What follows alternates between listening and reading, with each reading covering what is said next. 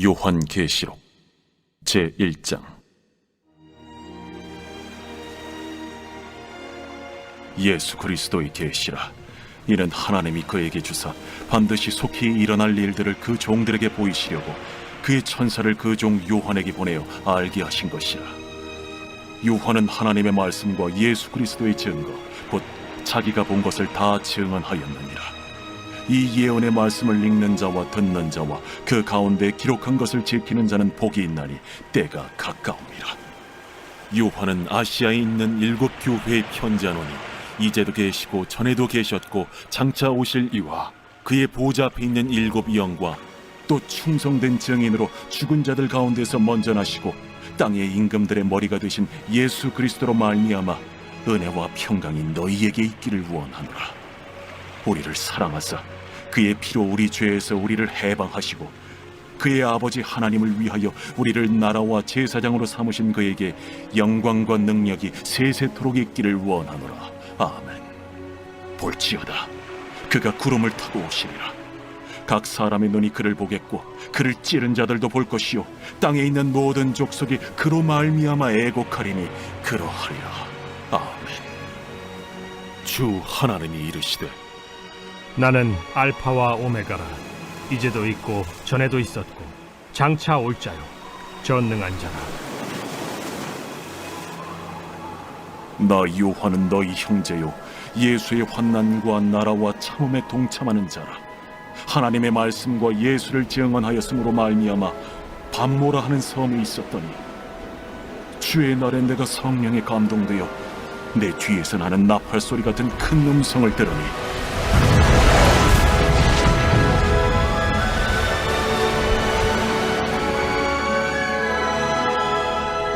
네가 보는 것을 두루마리에 써서 에베소, 서머나, 버가모, 두아디라, 사데, 빌라델비아, 라오디게아들 7 교회에 보내라. 몸을 돌이켜 나에게 말한 음성을 알아보려고 돌이킬 때에 7 금 촛대를 보았는데 촛대 사이에 인자 같은 이가 발에 끌리는 옷을 입고 가슴에 금띠를 띠고 그의 머리와 털의 희기가 흰 양털 같고 눈 같으며 그의 눈은 불꽃 같고 그의 발은 풀무불에 단련한 빛난 주석 같고 그의 음성은 많은 물소리와 같으며 그의 오른손에 7 별이 있고 그의 입에서 좌우에 날선 검이 나오고 그 얼굴은 해가 힘있게 비치는 것 같더라. 내가 볼 때에 그의 발 앞에 엎드려져 죽은 자같이 되매 그가 오른손을 내게 얹고 이르시되 두려워하지 말라. 나는 처음이요 마지막이니 곧 살아있는 자라. 내가 전에 죽었었노라. 볼지어다, 이제 세세토록 살아있어 사망과 음부의 열쇠를 가졌노니 그러므로 네가 본 것과 지금 있는 일과 장차 될 일을 기록하라. 네가 본 것은 내 오른손의 7 별의 비밀과 또 7 금촛대라. 7 별은 7 교회의 사자요 7 촛대는 7 교회니라.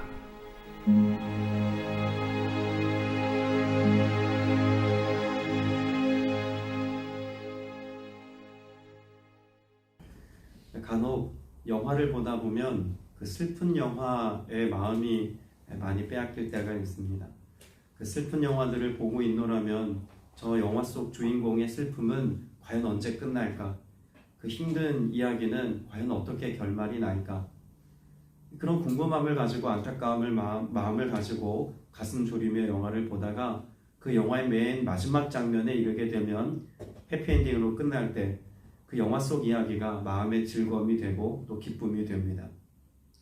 언젠가 그 슬픈 영화를 다 보고 난 뒤에 한참이 지나서 가족들과 함께 그 영화를 다시 본 일이 있습니다. 그런데 저는 영화를 다시 보는 내내 슬픔이라고 하는 감정을 갖지 않았습니다.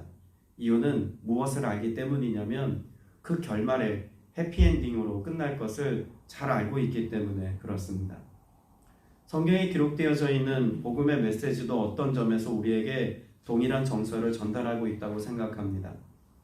예수 그리스도의 오심, 그리고 예수 그리스도의 다시 오심 속에 교회 역사는 박해받는 교회라고 하는 컨디션을 늘 항상 담고 있습니다.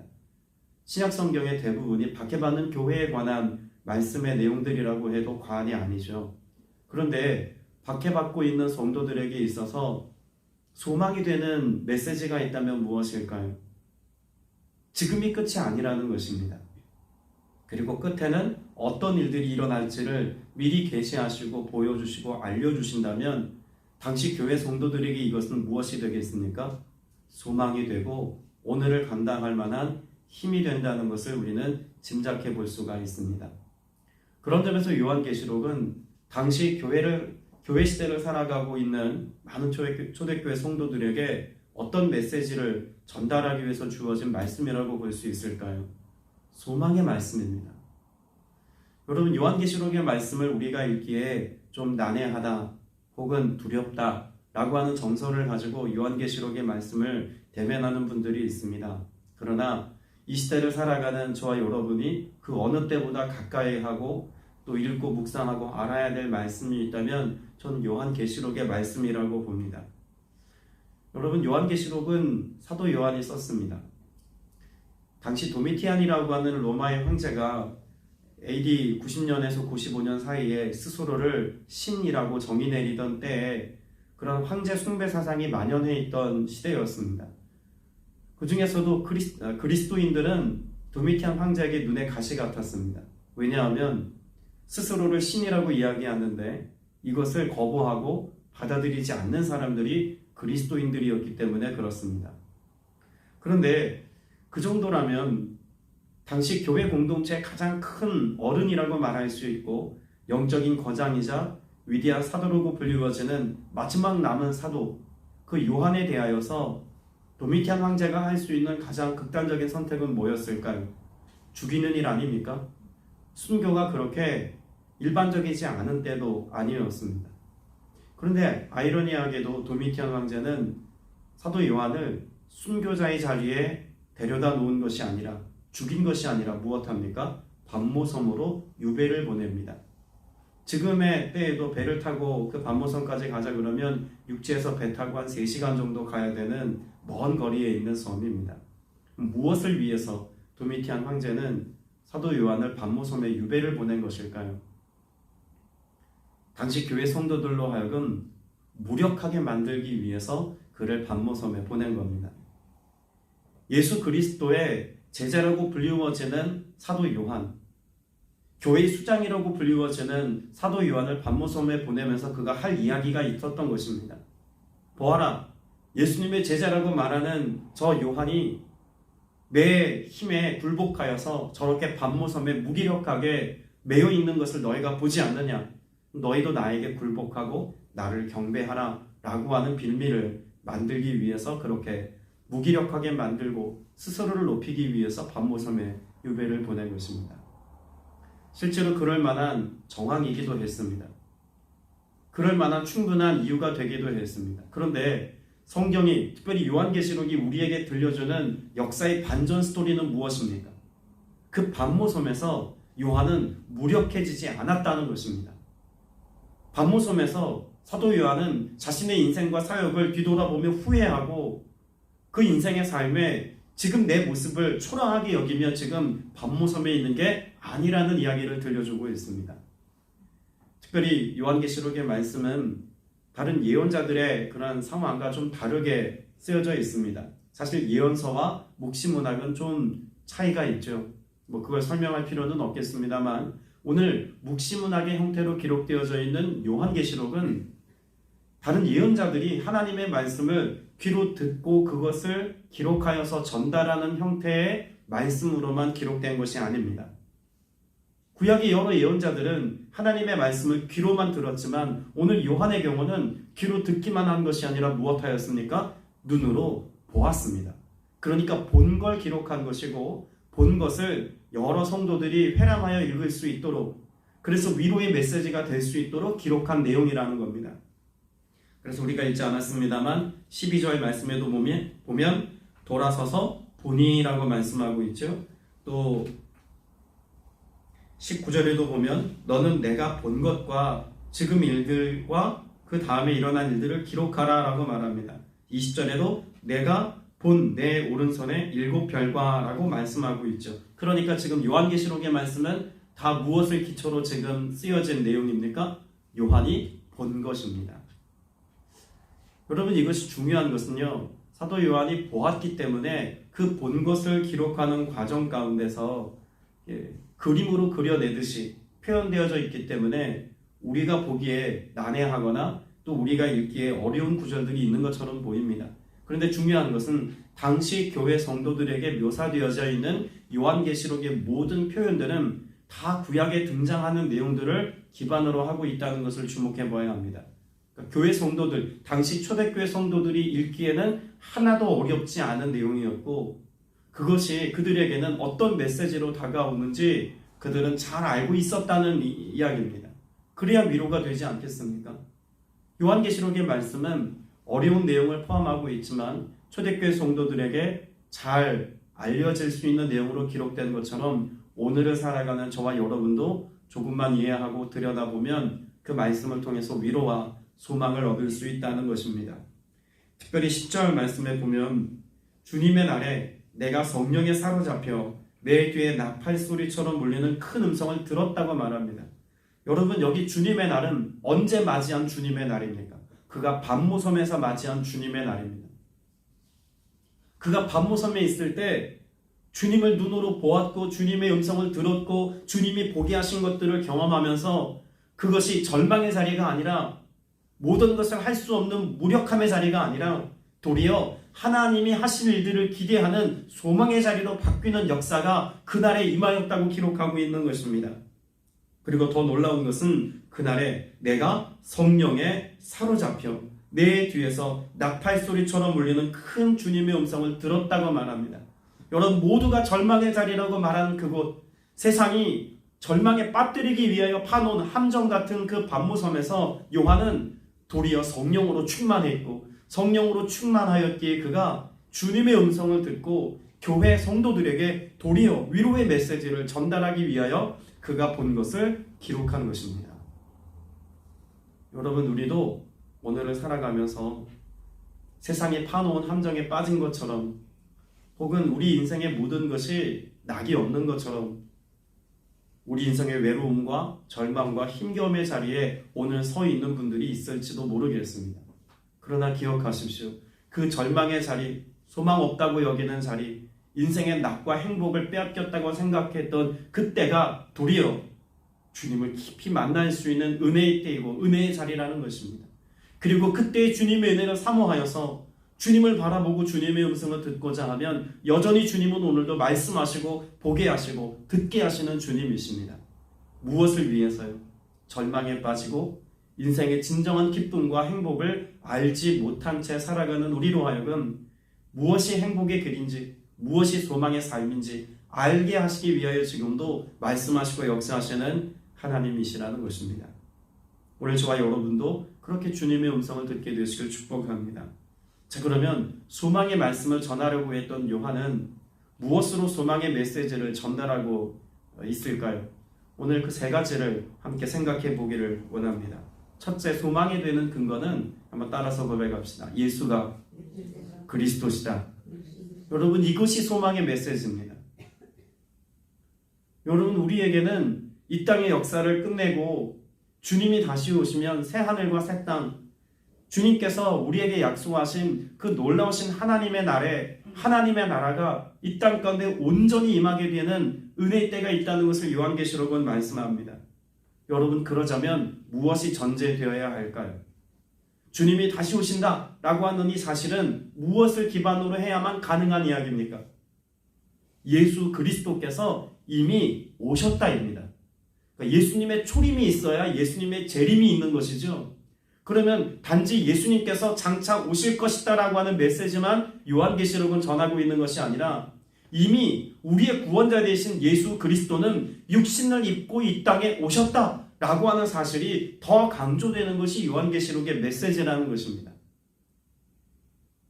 단지 예수 그리스도께서 십자가의 죽으심으로 끝난 것이 아니라 예수 그리스도께서 부활하셨기에 그분은 우리가 기다렸던 바로 그 메시아시다 라고 하는 사실이 전제되어야 그래야 예수님이 다시 오신다는 사실이 우리에게 믿음으로 받아들여질 수 있는 사실이라는 거죠. 때문에 초대교회 성도들에게 요한은 무엇을 이야기하고 있는 것입니까? 우리가 함께 눈으로 목격했고 또 우리가 그 음성을 들었던 이미 이 땅의 역사에 오셨던 그 예수 그리스도가 우리가 기다렸던 메시아 바로 그 주님이시다, 구주이시다 라고 하는 사실을 말하고 있는 것입니다. 사도 바울도 그렇게 소망에 관하여 말씀할 때 예수 그리스도가 소망이라고 말하지 않습니까? 디모데전서 1장 1절에 우리 구주 하나님과 우리의 소망이신 그리스도 예수의 명령을 따라라고 말합니다. 사도 바울은 그 무엇이 소망이 아니라 예수 그리스도가 소망이라고 말합니다. 디도서 2장 13절에도 보면 복스러운 소망과 우리의 크신 하나님 구주 예수 그리스도의 영광이 나타나심을 기다린다라고 고백합니다.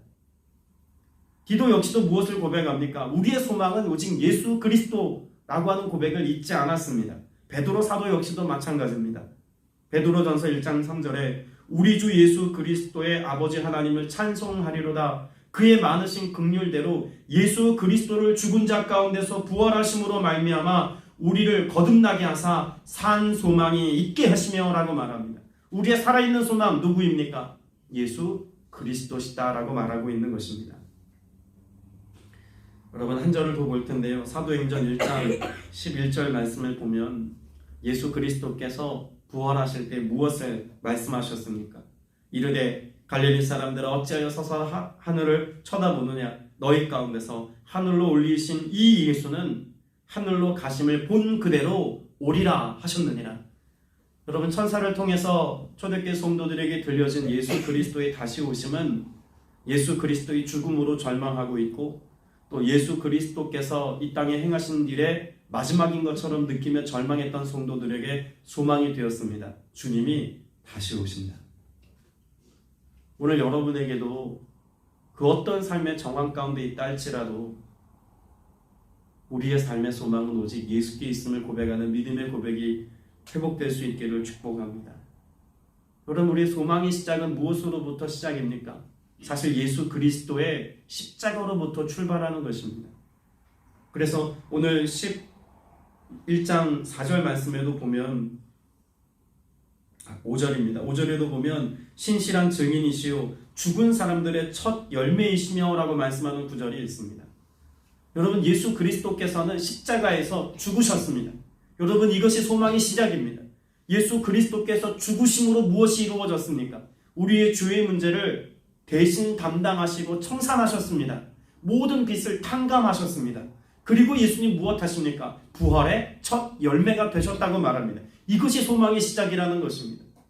단지 언젠가 주님이 오시면 이라고 하는 것이 소망이 아니라 이미 예수 그리스도께서 십자가 위에서 이루신 그 구속의 역사가 우리의 삶의 소망의 시작이니 여전히 무엇 하자는 겁니까? 예수 그리스도의 보혈의 공로를 의지해서 예수 그리스도께서 십자가에서 이루신 구원의 역사를 바라보면서 어떤 박해와 고난 속에서도 소망을 잃지 말자라고 하는 고백을 지금 요한은 고백하고 있는 것입니다. 여러분 우리가 구원받았음이 여러분 우리가 구원으로 말미암아 하나님의 자녀 되었음이 우리의 소망인 것입니다. 왜냐하면 예수 그리스도를 통해서 하나님은 오늘도 신실하게 우리 가운데서 일하시고 역사하고 계시기 때문에 그렇습니다. 그래서 두 번째 소망의 주제는 첫째가 예수가 그리스도시다 라고 하는 것이 소망의 근거라면 두 번째로 예수 그리스도는 심판의 주님이시오 역사의 주관자시다 라고 하는 것이 소망의 이유가 됩니다. 데살로니가 후서 1장 6절에서 10절의 말씀을 제가 읽어드리려고 합니다. 너희로 환난을 받게 하는 자들에게는 환난으로 갚으시고 환난을 받는 너희에게는 우리와 함께 안식으로 갚으시는 것이 하나님의 공이시니 주 예수께서 자신의 능력의 천사들과 함께 하늘로부터 불꽃 가운데 나타나실 때에 하나님을 모르는 자들과 우리 주 예수의 복음을 복종하지 않는 자들에게 형벌을 내리시리니 이런 자들은 주의 얼굴과 그의 힘의 영광을 떠나 영원한 멸망의 형벌을 받으리라. 그날에 그가 강림하사 그의 성도들에게 영광을 받으시고 모든 믿는 자들에게 놀랍게 여김을 받으시리니 이는 우리의 증거가 너희에게 믿어졌음이라 라고 기록합니다.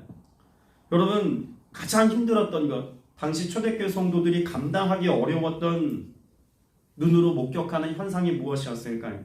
악인의 형통입니다. 우리가 예수를 믿고 그리스도를 나의 주로 고백하는데 지금 우리는 고난받고 있고 스스로 가난하게 되어 믿음을 지키기 위하여 이렇게 피눈물을 흘리며 오늘을 살고 있는데, 박해하는 자들, 악한 자라고 불리워지며 육에 속한 삶을 살고 있었던 그 모든 악인들의 삶은 형통하다라고 하는 사실이었습니다. 여러분, 이것 자체가 힘들었던 것이 아니라 초대교회 성도들이 이와 같은 역사적인 정황 가운데서 한 가지 질문을 던졌습니다. 그러면 박해받고 고난받고 있는 중에 주님은 어디 계신가? 라고 하는 질문입니다.